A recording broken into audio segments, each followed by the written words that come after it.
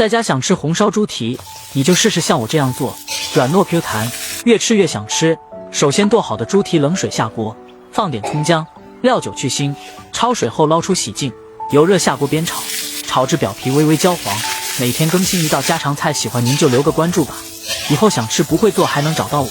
然后加葱姜蒜、八角、桂皮、香叶、干辣椒、生抽、老抽、蚝油，1罐啤酒去腥增香，1碗我家的开水，没过食材，